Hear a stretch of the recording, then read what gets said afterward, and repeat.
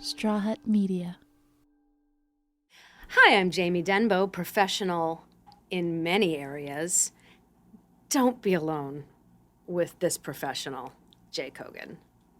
Don't be alone with Jay Kohan.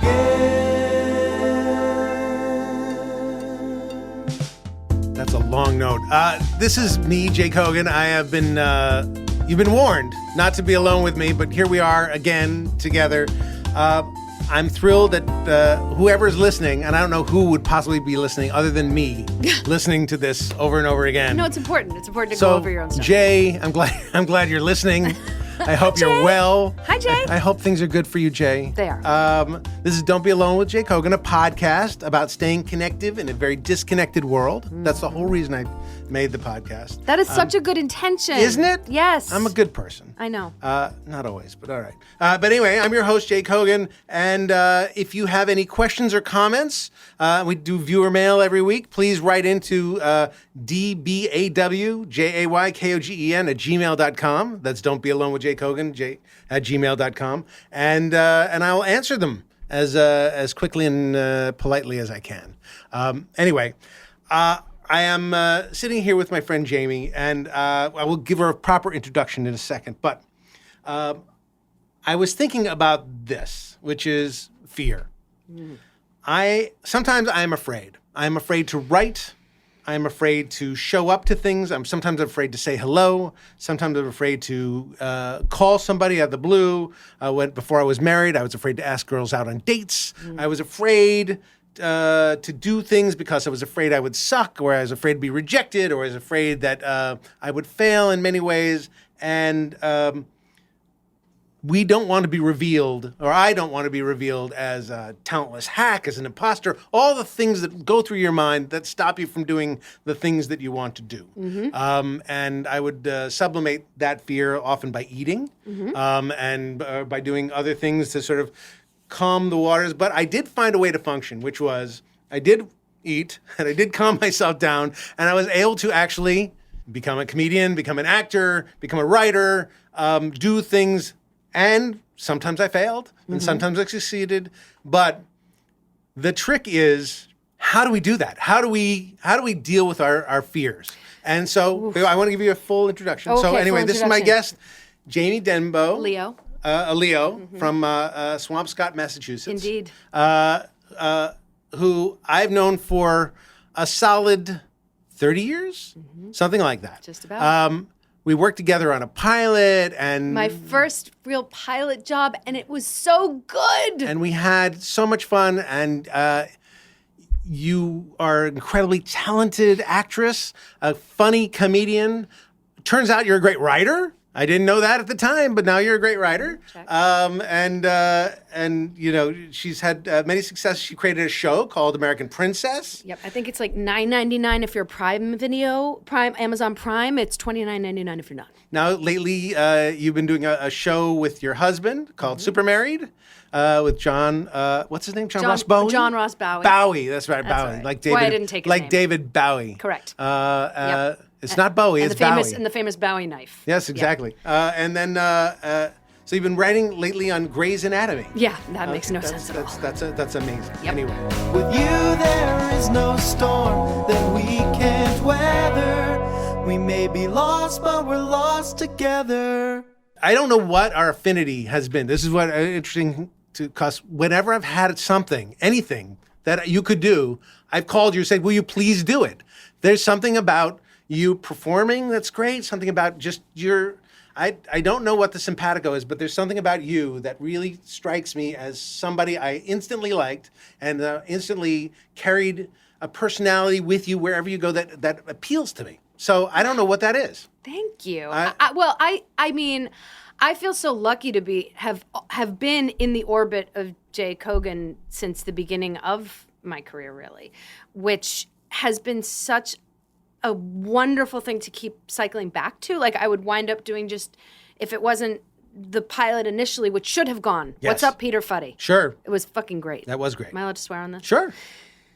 But to always kind of come back to getting the privilege of being part of a Jay Kohan project in some way was just such a badge of honor for me and always has been. So I don't know what it is, but I'm glad it exists. Well, me too. This magnet energy. Me too. So I want to ask you about this subject of fear. Now you started doing improv at the UCB, and you've had shows, and you've risked a lot. Every audition, every time that you've been with any kind of creative endeavor, it's a scary thing. And we were just now talking about, and I want to back up. Sure. We were just now talking about, there was a moment in your life recently where you felt like everything was sort of taken off the table. Yep. And you were just at a creative, we said, rock bottom. Yep. And you had to start up again. Yep. So that's a perfect example of the moment when you have to either, fight your fear and do something, or just collapse. Okay, well, it's so interesting. I love this question so much because, I think of myself as a terrified human being. I think, I don't know any comedic-minded people, creative comedians or comedic creatives who don't live in an existential dread most of the time. And it's very simple, right, to say that, we're just masochists, and that's why we continue to put ourselves up for possible rejection. And, you go up in front of a huge group of people knowing there is a very strong possibility, 50-50 chance you could bomb and be hated by a large number of people. Oh, 50-50. You're giving yourself much better odds. Yeah, I'm giving myself good odds. I'm realizing as soon as I said it, I was no, it's not great. But I was like, so what, and how must that look to what I'll call as civilians, normies, civilians, people out in the world who do what we call real jobs and have real existences that are just more conventional, right? Certainly more consistent, more secure, more career paths that have a real guarantee of what they will look like. And they think we're nuts. They think we must be absolutely insane. But I realize the motivating factor for me is fear of being stuck in a career where I am miserable or don't know what I would be doing. I am terrible at math. That counts out a large number of professions. My father was a CPA, is a CPA still. That's another conversation, is when he's going to retire. Who knows? I knew I wasn't capable of all the jobs that involve numbers. Right. So I lived in fear of being forced into a job where I had to deal with numbers, and or I would get a job with numbers and then I wouldn't be able to do it. That would be even more humiliating. Then there's the jobs that involve offices and business plans, or that. Those, I was so scared of the conventional life that I was like, I'm not as afraid to put myself on stage and look silly, because even at the beginning, I knew that an audience is ever changing. What's so scary about an office? Oh my God, the idea of being confined to the same view for 8 hours a day. The sameness. So the sameness. You're afraid of living the same day over and over again. I'm really afraid of living the same day. I was afraid. I think I had examples of, I grew up in suburban Boston, Swampscott, and there was so much sameness all around me. And I think like a lot of children of the 70s, 80s, 90s, we were fed a steady stream of pop culture that was exciting. And every story felt like you leave this behind. But the people I lived around none of them intended to leave it behind. Right. So I was like, you guys are nuts. Like, why would you, this is what, you want to do what your father does? Right. You want to take over his business with his stationery store? What is happening? And the doctor thing looked real hard. Right. I wasn't good in academic classes. It's not that I was failing. I could definitely get through. Sure. And I was literate and I was managing, but I couldn't help but think, I'm the only one of my childhood friends that doesn't have a master's degree, doesn't have an advanced degree of some kind. So all I could think was like, you want more school? Right. But I mean, this is, calling them crazy is weird. You're the weirdo. In other words, there's a comfort in going back to your dad's stationery store because you know how it works. And but it's so boring. Boredom is a real motivator for me. Yeah. The idea of, there's nothing boring about the life that we have chosen. It is risky. It's high risk. It is high reward. Right. I've lived long enough now to know that even the failures and the all-encompassing misery of low points is not, they're not eternal, you know? And I also, I don't know. I think I learned early on, this is the other thing. I had a really interesting experience where once I graduated college with a degree in communications, which was really a degree in smoking pot and watching movies. No, right? Communications is nothing. Nothing. Yeah. I mean, truly nothing. Right. And now there's even more versions of nothing degrees, which is fascinating. But like, I was like, I don't know what happens now. Right. And that was because I was too afraid to be a theater major. I had applied to be a theater major. I got into these theater programs, and then I backed out last minute because I thought, well, those aren't real jobs. I'll just sit and watch movies. I guess that'll be my job. So no great rationale there. But I graduated college, and I thought, okay, you know what? I'll do summer stock. That sounded like a thing people do. You go and you have a summer in a tiny playhouse, and you do Our Town, and maybe have a love affair and move on. And that's how you become a successful business person. Correct. Exactly. And then I can go back to Right. whatever my real world job Right. will be someday. Yeah. So I was not a trained actor. So I went to the New England Theater Conference auditions, which were mass cattle calls for all these theaters. And I was up there with Berkeley grads and NYU grads and BU grads from the School of Fine Arts, these professional people. I was terrible. I got one call back. It was for a Renaissance Festival. I didn't know what a Renaissance Festival was. This was before Google. Right. It wasn't the joke of the zeitgeist yet. Like nobody really had ever heard of it. Right. I looked at the brochure, did not read it properly, and thought, it's Shakespeare in the Park. I got a job doing Shakespeare in the Park. Check me out. Wow, you're so much dumber than I thought you were. Super dumb. Wow, I had no so idea. Dumb. Oh lazy, my gosh. Lazy. Yeah. Couldn't even open the Wow. brochure. On the front, there was a Shakespearean-looking lady, and I Okay. thought, this is what I'm doing. Yeah. And I drove 5 hours in my dad's car to Lake Ontario and worked at a Renaissance Festival. And while it was also just a completely culture shock for me, Right. it was also my first understanding that there is a life for performers and for writers and creatives that exists between Fry Cook and Angelina Jolie. Yes.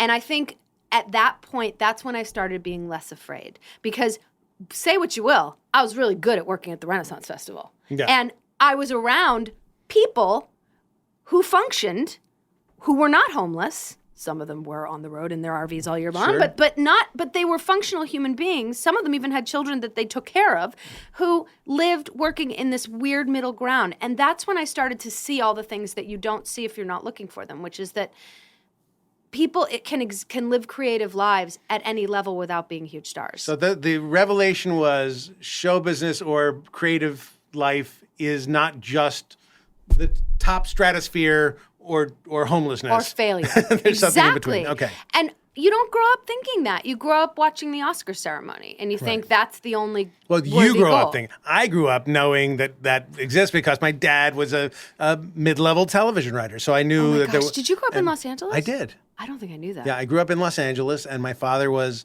not more than a mid-level. He was a very successful television writer, but I knew that you could. I had no idea. That was the stationery store. To had no me, the working in Hollywood was like, okay, I know that you can have those careers and they exist. The other thing that was also has been interesting now in 2023 is that the staid career of people in offices, that doesn't exist anymore. No. People leave jobs every 3 years Oh, and yeah. there's no stability anyway. Oh, so no. why not be in show business? Exactly. I mean, I have to say, during the pandemic, when a lot of my more conventional careered friends out in the world were panicking because people were getting laid off, and I was like, oh, what? Are you worried about? Oh, I mean, I don't know. I feel like I'm not working right now because Right.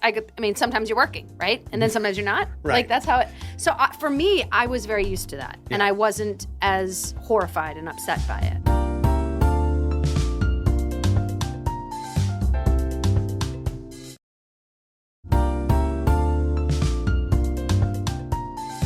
So back to the moment where a couple of years ago you said, I yeah. need to do something. Yes. What were you afraid of? Uh-huh. What were you afraid of in that moment? And then how did you get past that fear, or how did that fear drive you to do the stuff that you needed to do? So the one thing I will say, the one mistake, but inevitable mistake that I made is that I attached myself to two very specific forms of performing and 2 very specific stories that I told myself, which was I always wanted to tell the story about the Renaissance Festival because it was so revelatory for me and it was such an exciting time. And I also imagined it always as Private Benjamin at the Renaissance Festival. So I knew it was like I had done the one-person show about it. That's probably how I got my agent. I don't even remember anymore. You know, things like that. And it felt like I was very attached to that story. I'm the Ren Fair girl. I'm that girl that like makes fun of the Ren Fair, but also like loves it. Isn't that funny? Right? So I was that. And then I also had a comedy act called Rana and Beverly. And that found a lot of success in the alternative comedy world. So I was either my alter ego Beverly, the Jewish Yenta from Swampscott, Massachusetts, or I was Ren Fair girl. And I had this idea that those are the things that define me. If I had a business card, I would either have one that said both of them, or I would have 2 separate business cards and they would say one or the other. And that was what I was good at. And that was, in my mind, why I had worked so much as an actor, because somebody had seen Beverly or somebody had seen the Ren Fair thing. Or why I got to write that movie, because that never got made. I write a lot of movies that never get made. Me too. You know? Yeah, oh yeah, isn't that fun? That's a whole other industry. Yeah. Not successful. We're not Steven Spielberg, right? But we're also not. But we got paid. I got paid to write the movie. Paid. Exactly. See, that's I started becoming less afraid when I realized how much work there was that nobody sees. That's right. So I felt like when Rana and Beverly broke up about 5 or 6 years ago, maybe. And then when my Ren Fair show, I finally got to produce it. You can get it on Amazon Prime for, I think, the 1 season. You can get it for $29.99 or $9.99, depending on what you. I would prefer the $9.99 version. Sure. Either way, it's 10 full episodes. It's like Freaks and Geeks, one season, in and out, in and out. When that was made and happened and aired and nobody saw it, and it was not promoted. It was on a dying network. It was just kind of came and went without a breath, a whisper. Right. This was right around the beginning of the pandemic, and I fell apart because I was like, wait a minute. I've always been able to rely on Rana and Beverly, and I've always been able to rely on, I'm just going to have to keep pushing that Ren Fair thing, because those are the things that seem to underpin all of my motivation. But in the meantime, you were getting work and being on shows and being. Yes, this was, again, probably misguided, but in my mind, it was only because of those 2 things. I had attached my identity to those calling cards. Right. And the truth is I think because I had always leaned on one or the other in those times when I wasn't working regularly as an actor, which I always call myself a career guest star because, it's very rare that I got as a series regular on something that went. That happened twice. And again, 1 season wonders, never happens. So, but again, I always felt like, the first thing I would do on those shows is like, you have to come see my old comedy show. Like, I just was so attached to those being where my worth was. Right. So when they went away, I sat there and I thought, oh my God, I don't know what I can generate anymore. Now, maybe I'm just going to be an actor who's dependent on other people just casting me as an actor with no special sauce.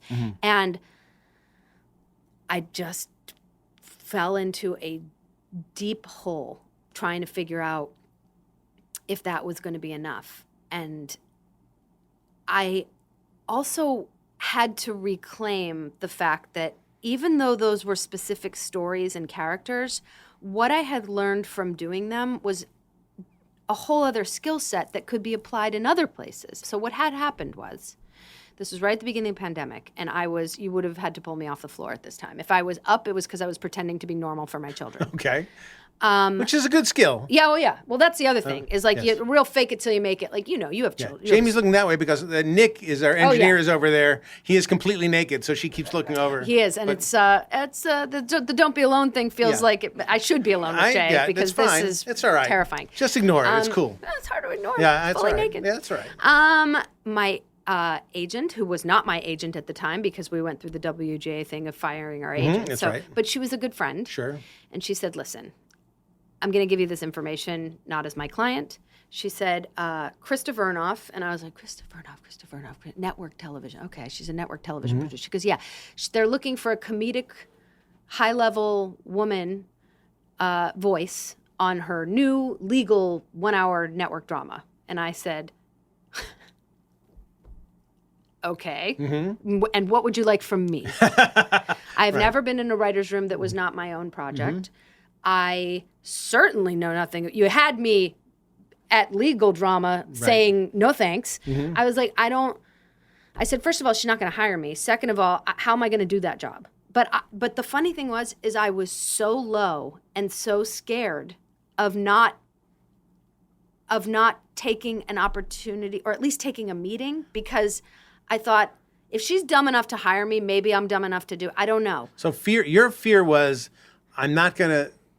you're too afraid not to take the meeting as opposed to too afraid to take the meeting. Yeah, exactly. Okay. Exactly. Because I thought, well, I've already been rejected in all of the other worlds. Like, what am I supposed to do? If I don't take, someone saying, we might have a job for you, and I don't take it, I'm afraid that my family won't eat. Right. You know, my husband's got a very unreliable career these days. It's not his fault. Sure. It's just, that's that business. Right. He's more of an actor, and I'm more of a writer. Always have been. Right. And so I took the meeting. It was my first Zoom, which is hilarious. He's killing it on Twitter, though. Ugh, please. You know what? With the social media, stop it. All of you children with your social media. All right. He is. He's got a good progressive mind. Yes, he does. I took the meeting. I was myself. I didn't pretend that I knew about the law. And she said, I don't know about the law. We have we have a lawyer. Right. He comes in and you write legal, and they fill in the. And I was like, okay, maybe I could do this. It was such a good experience. It was all during the pandemic. I worked on this legal drama. It was called Rebel. It ran for one season with Katie Seagal and Andy Garcia. And it was nothing. If you had said to me, you're going to be working on a legal network drama as a writer, I would have said, that will never, ever, ever happen. I don't know how that would happen. Right. And then when that show went away, she also runs Grey's Anatomy. So she put me on Grey's Anatomy in the same kind of position. Now I write medical drama. That's awesome. Yes. That's so good. And what's been really amazing for me is recognizing that the skills I picked up as Beverly and the skills I picked up from the Ren Fair experience really complement what I do now. Telling stories. Yeah. And I'm a mimic. Right. I was mimicking so many people in my life. You're mimicking a voice when you come into somebody, even if it's not funny or whatever. I mean, you're still mimicking the character's voice. You're really tuning in. I mean, I've been doing voices for other people my whole life. That's what I do. That's exactly right. So staff writing is about mimicking voice, but it's also about mimicking the showrunner's voice. In other words, you're understanding what the showrunner, how they write and their cadence and what they think is interesting, and you're trying to feed them the stuff they like. And to come full circle, I've just recently started to bring, Beverly was kind of in a coma for a while. And I've started to bring her back because I do miss performing. And now that live performance is back and up and everything else, I'm bringing Beverly back, but as a solo act. And the storytelling. I'm also doing a Beverly show. Okay, is that weird? A little weird. Okay, all right, it's fine. It's all good. Okay. But I figured once it was gone, it was dead. It was fair game. No, definitely. No? Okay, all right. Off the all air? Right, good, yeah. I mean, I guess we'll... Okay. Yeah, all right, we'll now see. It got weird. No, so I'm bringing her back, and I did a live solo show recently in Brooklyn, but the skills I picked up at Grey's have helped me with that. That's great. Because creating a narrative that has beginning, middle, and end, creating these short scenes that Grey's is sort of actually made of, when you have all these little scenes, I felt like I could inform the solo show in a much stronger way than I ever would have before. Because before it was an improv act where we were back and forth, back and forth, back and forth. There was definitely a story, but this, when you're performing as a solo anything, you have to give the audience a beginning, a middle, and an end. Yeah, for sure. Unless you're a really fucking great stand-up. And my favorite stand-ups still give a beginning, of course, middle, and an they end. do. You have to finish. Yeah. Certainly you have to finish. Yeah. And your finish has to do with something you said earlier. That's right. Yeah. And so I feel like because Grey's has given me so much instinct for that this incarnation might even be better. So I now know that I'm capable of more things. Oh, that's good. Yeah. Because I was here to tell you weren't capable of more things, but that's so good that now I think it's different. No, you were always capable of amazing things. Well, you think that, which is really nice to hear, Jay. You're so I remember you confident. telling me it was a few years ago. I was like, I wrote this thing, and you was like, and you weren't thrilled about that. It's like, I don't think it's any good. It's like, of course it's good. And it's like, fuck. I read it, I liked it. And I was thinking, I should find something to write with her. She's so good. How'd you get over your fear of everything? Is it masochism? It's a little bit my fear of sucking has been diminished by years of improv. In other words, the idea that you have to get on stage and just do it. And hopefully it'll be good, but if it's not good, there'll be the next improv. So it'll be all right. Improv is really, it's like in Ted Lasso when Danny Rojas is like, football is life. Improv is life. It is. So I'm, without having done improv, which gave me a lot of things about writing and character and other things, but it gave me the idea that you just do. You try and you do. Now, it doesn't mean that when I start a new script, I'm not scared shitless. And where I'm on like the blank page in that think that, in this moment, this will be my last script because they'll read it and realize I suck. But the moving forward, I'll tell you the other things help me. I promised somebody a script, and so I have to do that. Or I said I would show up to audition, and I would probably have to show up. I'm really afraid of disappointing people on a very basic level. So, but I really, that helps me. So that gives me, I don't want to disappoint people, and I want to sort of show up, and I owe somebody something. So I'll put it down.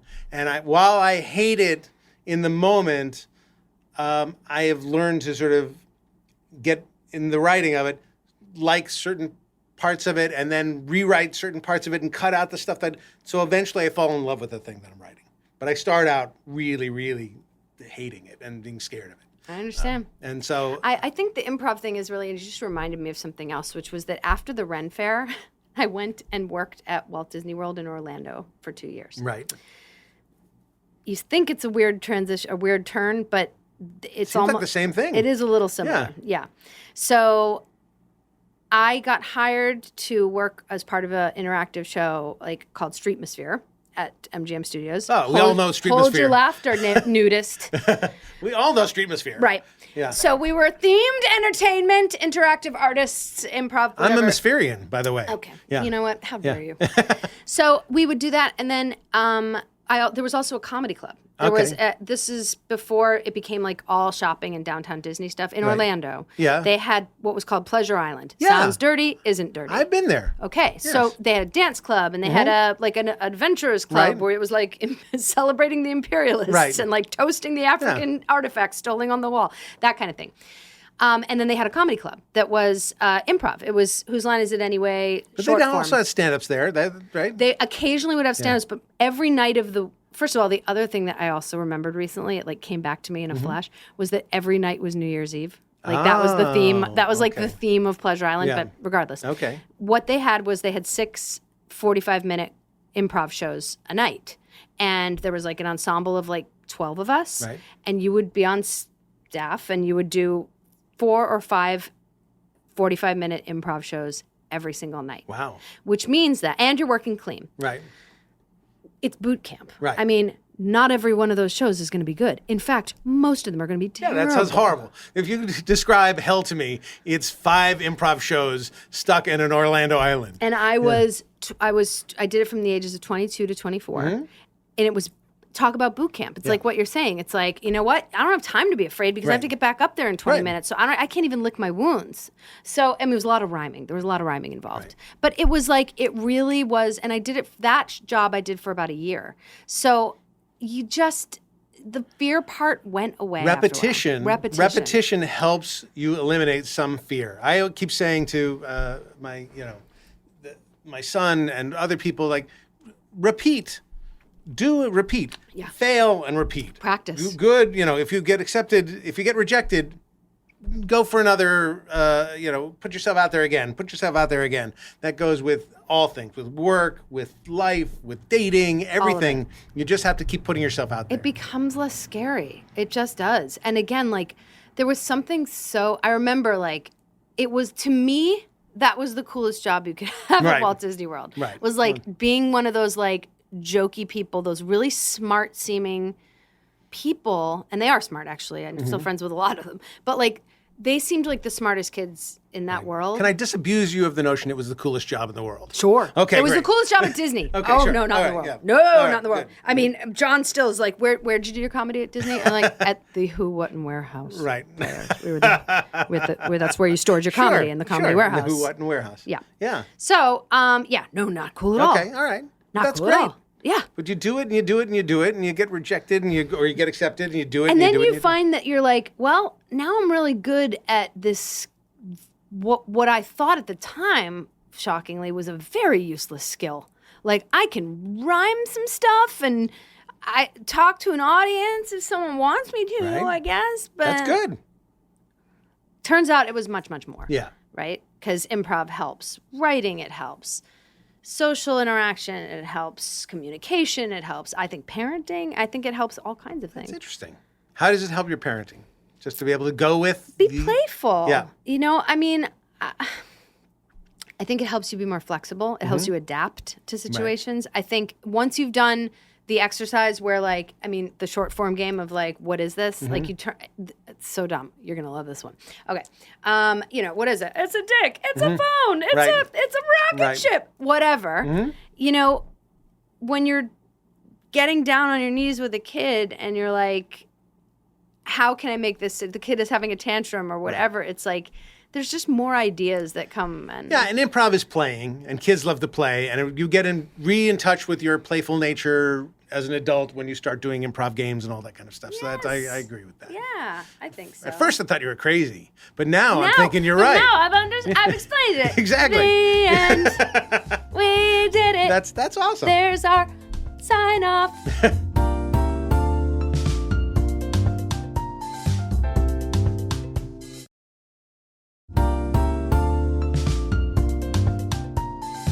In your current incarnation, working at Grey's Anatomy, are you still are you free of fear or anything when you pitch an idea or turn in your script? Are you just like, is it all groovy and fine? Yeah, I mean, I've also learned to take. I mean, part of also my after my rock bottom was I had to learn that criticism and constructive criticism are really not nuclear bombs in your face. Like, I was the kind of personality, and I think a lot of children who grow up to perform grow up maybe walking on eggshells in their home. And so because of, for whatever reason, it could be complicated parental marriage, it could be addiction, abuse, whatever, who knows? It could just have been a house where your parents maybe weren't fulfilling their own dreams. I don't know. But it seems to be a personality type where you are afraid of being yelled at. And what that translates to in adulthood is if someone is mad at you, it is intolerable. Yeah, that's me, by the way. It's devastating. Yeah, It I cannot be yelled at. Correct. Right. It is, I have a couple of notes for you. Oh my God. Oh my God. Oh my God. I'm so sorry. I'm terrible. I'm going to kill myself for you. It's, you know, what I've been able to practice at Grey's Anatomy, because it's not my show. It's its own thing. Yeah. I can't possibly please my bosses all the time. Even if I was some kind of like savant for Grey's, it's still not my show. I would make mistakes. And I have learned that it's okay. And it's not the end of the world. And also, a lot of those times I can take that criticism. Oh, okay, let me try it again. Great, that's what we were looking for. And sometimes give it to another writer. You know what I mean? It's not the end of the world is a really good thing to hang on to. I mean, if anybody wants to do anything and they're thinking it's going to be the end of the world or it's going to be a disaster, then they won't do anything. No. So hang on to the idea that it's going to be fine regardless. No matter what happens, it's going to be fine. Yeah. And anticipate it's not going to go well, and that's going to be okay. It's going to be fine. Yeah. And it also doesn't mean that you're not good at this. Right. It doesn't mean that you don't bring value and worth in other areas. I mean, that was something I really had to wrap my brain around, was like, I want to be good at this whole job. Just got here. Yeah. Never worked on a medical drama. It's 17 seasons before I got there, which I had to fast forward and watch. Like, I had to basically catch up on. All 17 seasons? I fast forwarded a lot. Yeah, come on. But you I can read read the summaries. Yes, I did. Yeah, yeah. I did. And I watched a lot of the iconic And isn't there episodes. some person in the room who knows everything from all 17 seasons 100%. anyway? Yes, we have so a you few can of just those. pitch Yep. that as like, we did that before. Absolutely. Okay, forget it. But like, you want to be pleasing. You want to make it worth their while that they brought you here.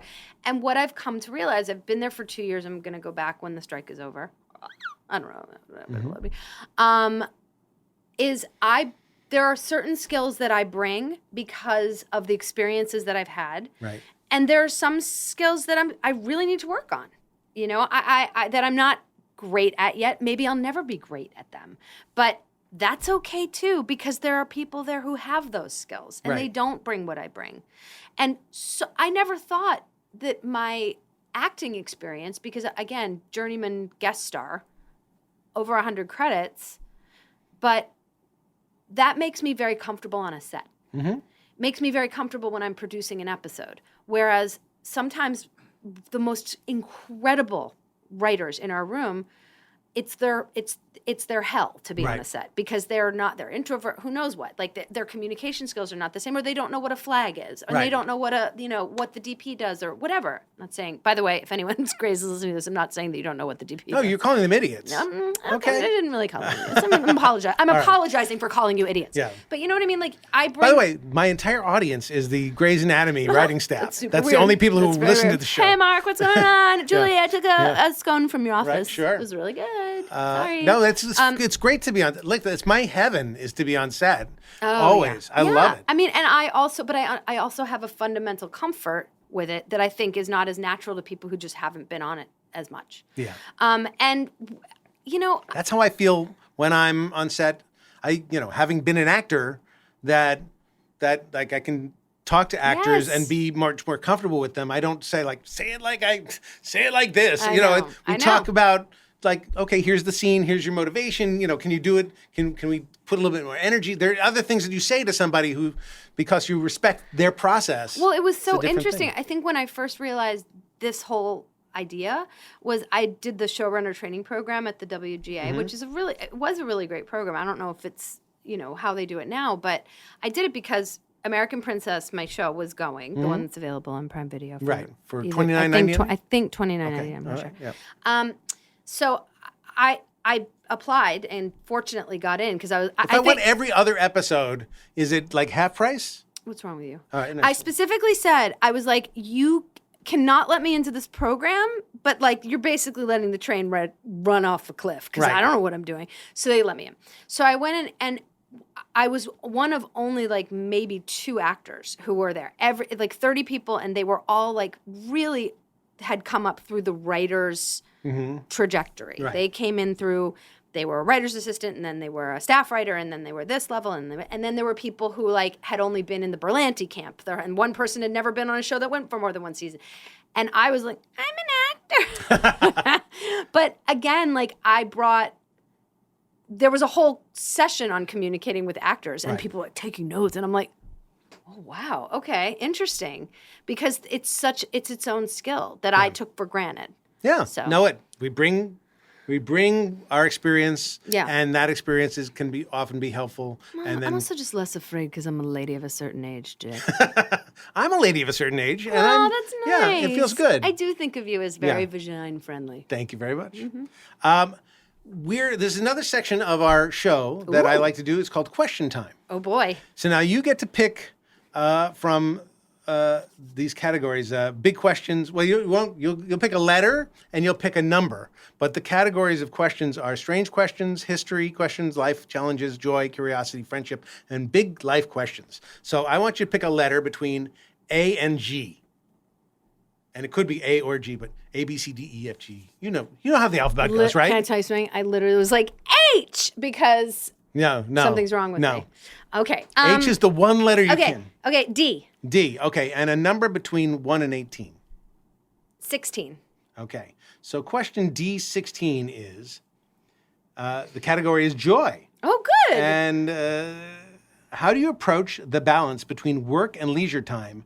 And what strategies do you use to ensure you have enough time for joy and relaxation? Oh, gosh, that's such a good question. You know who thought of it?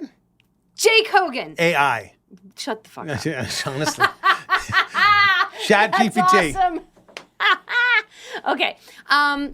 Well, over the years, I have come to understand that I'm actually a morning person. I used to make fun of my dad my whole life because the man was up at 5 o'clock every morning on the dot. No alarm, just up. We'd be up, he's been up for 3 hours. Right. And I grew out of that. And in these past few years, fucking 5:30 in the morning. There This you go. bitch is wide awake. Right? All right. Like, What it do doesn't you- matter. what Doesn't do you- matter when I go to sleep. Who cares? And what are you doing at that time? I have a routine.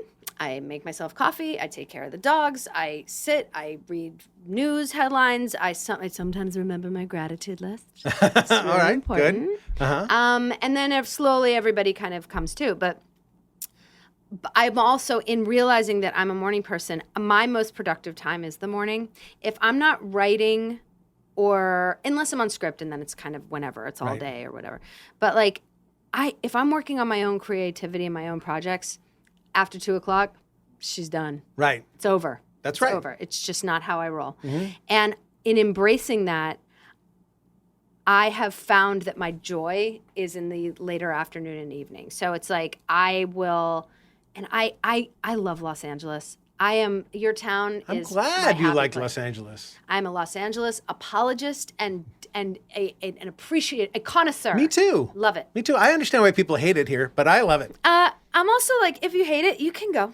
Like, what are you, an actor, a writer? We have so many. Right. That's We're good. true. We're full. That's right. Actually, we have plenty. Yeah. You're good. Go back Yeah. to New York. No, I but know. it's a- What, it's you a- missed the subway? It's a big place. There's like, it's hard to find a center of gravity here. I get all that. Okay, but- well, that's your problem.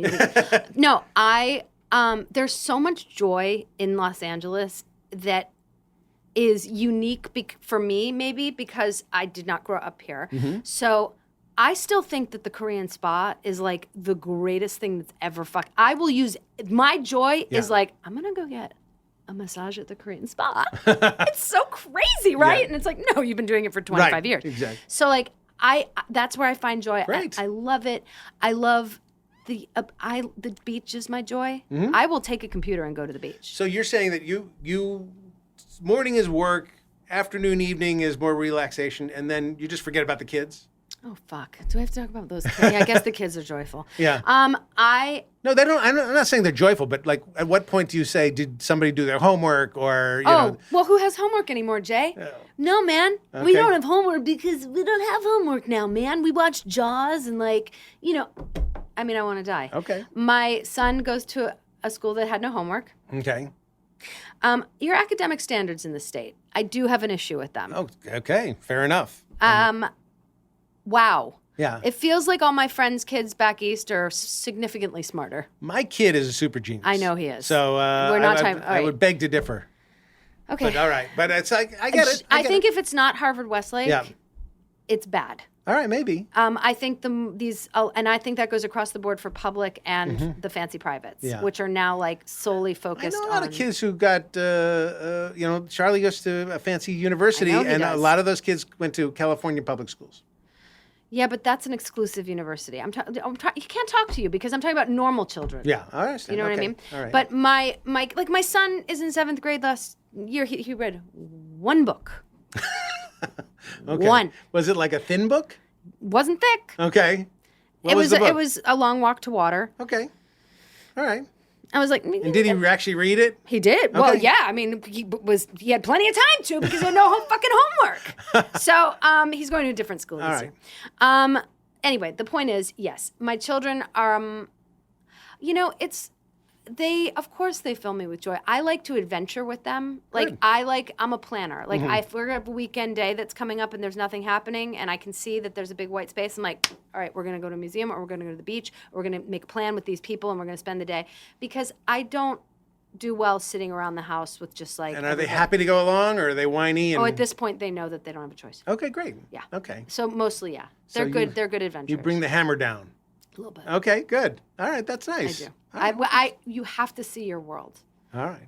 I mean, I also was parenting, and I feel like your son is a little bit older, but like in the age of like hardcore neurosis about everything, and I just don't want them to be afraid to be independent and to go out into the world and to drive. and all How those do things. you get them to be communicative and be friends with people that not just texting, but like in person or phone conversations or things where they're actually spending time with?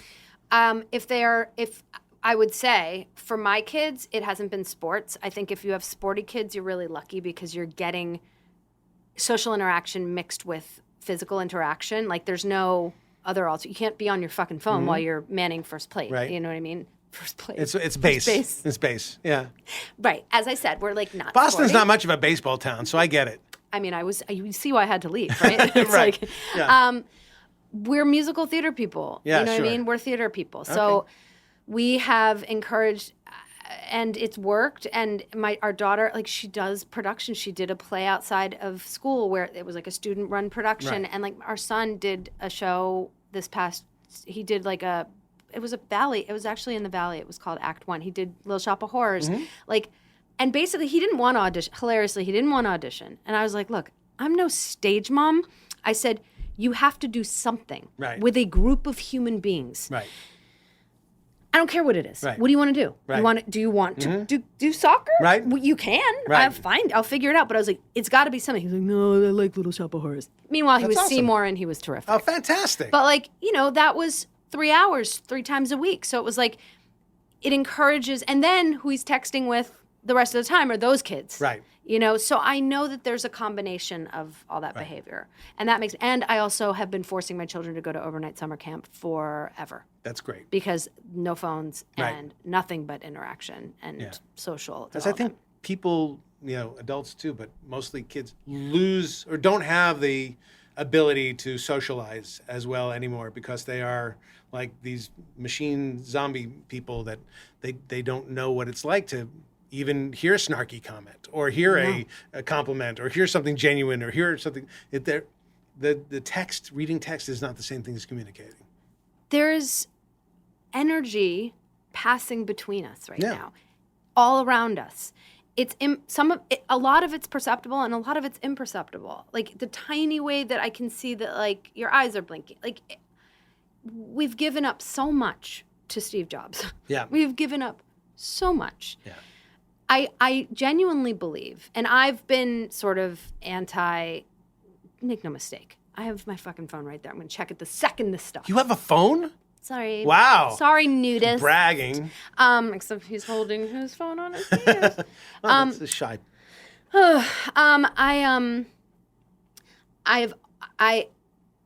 I've tried to scare them significant. Like, I feel like I've been trying to instill, knowing that I was going to lose this battle. Right. We're all losing, right? Right. No one's winning. I've tried to make the experience this much less enjoyable. It's like drugs. For me, I was scared straight. I went to health class in 7th grade in 1987. I was told, if you do any LSD, it will lodge in your system and then you'll have a flashback like 20 years later. Right. Probably that won't happen. I still think it maybe can. Sure. To me, it was, you can get AIDS from a toilet seat. I know that's not true. Right. But it made the experience of casual sex this much less enjoyable. You know what I mean? yeah. Or whatever. Like, just knowing that, like, so since the beginning of phones, I have been like, it's not real. Everything about it sucks. By the way, anything you put in text, anything could be on a billboard on Sunset Boulevard. Anything. Digital, not a digital footprint. It's a digital it's a digital tattoo. Right. Like, Okay. they hate me Sure. when I talk about it. Okay. But I think it's ruined them a little bit, which is good. All right, fair enough. That's nice that they live in fear and then they'll have something to rebel against you. Exactly. So that's I very also nice. think that, don't you think that our kids, and maybe you're experiencing this already, is there any kind of like movement towards, hey guys, we're going to have like an unplugged night, so everybody leave your phone at the door and we'll just talk by candlelight? Do they do that? I have this feeling that maybe that will happen in the They future. do. I think they do. That happens. That happens. That's what's cool now. Yeah. No, that does happen. I mean, not with me, because I take my phone everywhere. Well, you and I love it. it's over. No one Exactly. cares. It's done. It's over. true. I mean, I'm in perimenopause. I'm useless. My son is very good at one-on-one, and I think he's not even great with the texting. So he prefers to be one-on-one, but he still, I don't think he has nearly as much socializing as I did. Like when I was a kid, that's all I did. And yet you were afraid of opening your mouth and asking for a date. Yes, that's true. But I didn't know back then what I know now. If I could talk to myself when I was 17 now, I would say, they're just as insecure.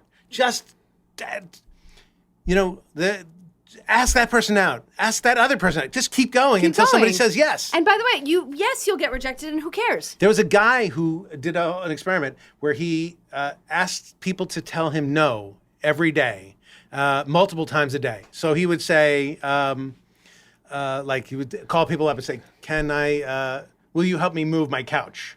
And they would say, no. Great. And he would just want to hear no. And he would ask strangers things that they would say no to. So he got used to the idea of no. And he actually said it improved his life by 1,000 times because he was no longer afraid to ask things or say things, ask questions. Because he's a genius. Yeah. It was That's amazing. It was a few years ago somebody did this, and I thought, and I've said this to many people: just keep asking, get rejected, get used to the rejection, and then at some point and he actually had this too. He said, "Will you help me move my couch?" Some people said yes. He wanted to know, and people said yes. So that was amazing. Anyway, we're almost out of time. Thank you for coming to the Don't Be Alone penthouse. It's fabulous. It's a little too in sexy the Don't for Be the Alone title. tower. There has been no. Don't Be Alone is not as creepy as it sounds. This is about connectivity. This is not about, I just got it. Yeah, all right. There you go. Whew, there's a lawsuit. Last thing before we say goodbye, and thank you again for being here. You're so nice. Thank I you for called having you me. for out of the blue, and you said yes. It was so nice. I risked rejection, and you said yes. See? Well, no, you're not afraid. I'm not afraid. I'm not afraid either. Okay, well, that's I'm good. just not. It's gotten much easier. Age helps with that so much. That's true. Now that I'm old, I care so much less about what people think of me. Well, yeah, and also we've managed to think about the people that we've hung on to despite our greatest fears. Some of the people that are still giving you a delightful response. It's like, oh, okay. So then some people will say no and some people, I don't care anymore. Who cares? Who cares? It's over. cares? It's over. The world's over. Okay, so this is what brings you joy. So bring the joy. This is a little segment. So is there something, I can go first or you can go first, your choice, about what brings joy to you?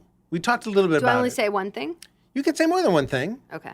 but you want to go first? Or would me? Because my thing is really simple. Yeah, go yours. Mine is very simple, which Tell me. is I have never been anywhere where I saw the sunset and I was not thrilled and joyed. It just doesn't happen. I don't care whether I'm in an office watching the sunset go down, or whether I'm at the beach watching the sunset, or whether I'm at the car repair place and watching the sunset. There's something peaceful and beautiful about that golden light that just washes over you. Go like, this is awesome. Simple. Yes. Yeah. Fucking ice cream, man. Yeah, I get it.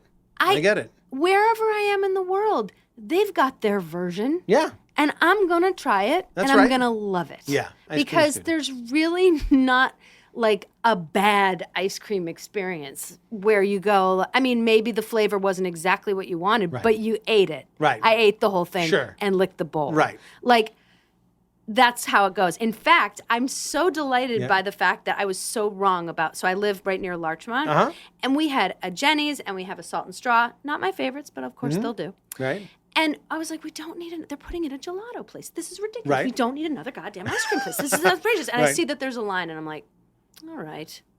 And you tried it. It's the most delicious gelato Okay. I've ever had in my life. I'm delighted. So gelato. Yeah. Frogurt. Sure, if All it's right. good. I like Go Greek. All right. It's really good. Oof. You don't like Go Greek? It's everything that's good about ice cream is no longer there in the Go Greek. Fair enough. It's Yeah, just- just it's have like ice a- cream. I also am a little bit like, can we just be honest with all the like fancy ice creams and just be like, yeah, Haagen-Dazs is kind of the best one. Haagen-Dazs is great. It's delicious. It's fine. It's fine. I like Baskin Robbins is good. yes. Rite it is. Aid sends a very fine ice cream. Thrifty? Yeah, The exactly. best. So What I'm it's- saying is yeah. you don't have to have like goat cheese and olive oil from Salt and Straw to have a good experience. I can have fucking chocolate chip As a matter of fact, the fancier flavors of Salt and Straw are a little bit disappointing. I got to be honest. and disgusting. Just stop it. Not everything has to be frozen with cream. It's hard to charge $15 for ice cream unless there's special ingredients inside of it. And I also like it when they do like their fresh whipped cream because it's not too sweet. Yeah, I get it. Mm-hmm. Well, thank you, Jamie Denbo. You're the best. You're the best, Jake lovely Hogan. for Thank being you so here, and much. thank you for not being alone with me, or being alone with me, or sort of being alone. What was it like being on set at The Simpsons? There's no set. It's an animated show. Don't No, you understand anything? I don't Yeah. think so. Yeah, I meant see- to ask you earlier. Yeah, no, but it's not. But Okay. it was great. It was great. Oh, Let's okay, just say cool. it was great. It was Amazing. great. I'll Okay. tell everyone at Grey's Anatomy. Bye, Mark. Bye, Julie. Anyway, yes, goodbye, all these grays, and thank you again for being here. Thank you. All right. Don't be alone.